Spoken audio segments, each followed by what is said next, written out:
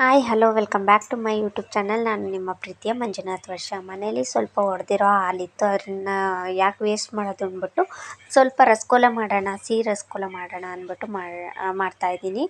ಅದು ಹೇಗೆ ಮಾಡೋದು ಅಂತ ನಿಮ್ಮ ಜೊತೆನೂ ಕೂಡ ಶೇರ್ ಮಾಡ್ಕೊಂಡಿದ್ದೀನಿ. ನೀವು ಕೂಡ ಮಾಡ್ಕೊತೀನಿ, ತುಂಬ ಸೂಪರಾಗಿದೆ ನೋಡಿ. ಒಂದು ಬಟ್ಲು ಒಡೆದೋಗಿರೋ ಹಾಲಿಂದು ಕೆನೆಯಿಂದ ಇಷ್ಟೆಲ್ಲ ಉಂಡೆಗಳನ್ನ ಮಾಡ್ಬೋದು ನೋಡಿ. ಒಡೆದೋಗಿರೋ ಹಾಲು ಯಾವ ಥರ ಇರುತ್ತೆ ಅಂತ ತೋರಿಸ್ತಾ ಇದ್ದೀನಿ. ಆ ಒಡೆದೋಗಿರೋ ಹಾಲನ್ನ ಕಾಯಿಸ್ತಿದ್ದಾದಮೇಲೆ ಮೇಲ್ಗಡೆ ಎಲ್ಲ ಕೆನೆ ಎಲ್ಲ ಬಂದಿರುತ್ತಲ್ಲ, ಅದನ್ನು ಒಂದು ಕಾಟನ್ ಬಟ್ಟೆ ಹಾಕ್ಬಿಟ್ಟು ಅದನ್ನು ನೀರೆಲ್ಲ ಚೆನ್ನಾಗಿ ಶೋಧಿಸಿಟ್ಕೊಂಡು, ಬರೀ ಇದನ್ನು ಮಾತ್ರ ಮೈದಾ ಥರ ಸಿಕ್ಕುತ್ತೆ ಅದನ್ನು ನೋಡಿದಾಗೆ ಗೊತ್ತಾಗುತ್ತೆ ನಿಮಗೆ ಕೆನೆ. ಅದನ್ನು ತಗೊಂಡು ನೀಟಾಗಿ ಈಗ ತಟ್ಟೆಯಲ್ಲಿ ಹಾಕ್ಕೊಂಡು ಚೆನ್ನಾಗಿ ಹಿಂಗೆ ಕೈ ಹಸ್ತದಿಂದ ಚೆನ್ನಾಗಿ ಅದನ್ನು ನಾದ್ಕೋಬೇಕು. ಚೆನ್ನಾಗಿ ಈ ಥರ ಸಾಫ್ಟ್ ಆಗೋ ತನಕ ಅದನ್ನು ಚೆನ್ನಾಗಿ ನಾದ್ಕೋಬೇಕು. ಆಮೇಲೆ ಸ್ವಲ್ಪ ಸಣ್ಣದಾಗಿರೋಂತಹ ಉಂಡೆನ ಮಾಡ್ಕೋಬೇಕು.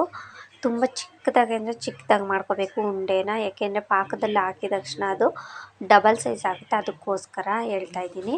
ಆಮೇಲೆ 1 ಕಪ್ಪು ಸಕ್ಕರೆ ಹಾಕ್ಕೊಂಡಿದ್ದೀನಿ, 4 ಕಪ್ಪು ನೀರು ಹಾಕ್ಕೊಂಡಿದ್ದೀನಿ.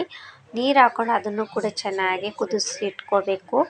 ಚೆನ್ನಾಗಿ ಕುದಿಸ್ತಾ ಇರಬೇಕು, ಅದನ್ನು ತಿರುಗಿಸಿ ಅದು ಪಾಕ ಬರುವಷ್ಟೇನು ಕುದಿಸೋ ಅವಶ್ಯಕತೆ ಇಲ್ಲ ನೋಡಿ. ಅದು ಕಾಯೋ ಅಷ್ಟೊತ್ತಿಗೆ ಇನ್ನೂ ಸ್ವಲ್ಪ ಉಂಡೆ ಇರುತ್ತಲ್ಲ, ಅದನ್ನೆಲ್ಲ ಮಾಡ್ಕೊಳ್ಳೋಣ ಅಂತ ಮಾಡ್ಕೊತಾ ಇದ್ದೀನಿ ನೋಡಿ. ಇವಾಗ ಚೆನ್ನಾಗಿ ಕುದೀತಾ ಇದೆ. ಈ ಥರ ಚೆನ್ನಾಗಿ ಕುದೀತಾ ಇರ್ಬೇಕಾದ್ರೆ ಆಮೇಲೆ ಒಂದೊಂದೇ ಬಾಲ್ಸ್ನ ಹಾಕಬೇಕು, ಒಂದೊಂದೇ ರಸಗುಲ್ಲ ಮಾಡ್ಕೊಂಡಿರ್ತೀವಲ್ಲ ಉಂಡೆನ, ಅದನ್ನು ಹಾಕಬೇಕು. ಇದು ಡಬಲ್ ಆಗುತ್ತೆ, ಅದಕ್ಕೋಸ್ಕರ. ಇದಾದಮೇಲೆ 2 ಏಲಕ್ಕಿನ ನಾನು ಪುಡಿ ಮಾಡಿಟ್ಕೊಂಡಿದ್ದೆ. ಆ ಏಲಕ್ಕಿ ಪೌಡರ್ನು ಕೂಡ ಅದ್ರ ಜೊತೆನೇ ಹಾಕಿಬಿಡಬೇಕು.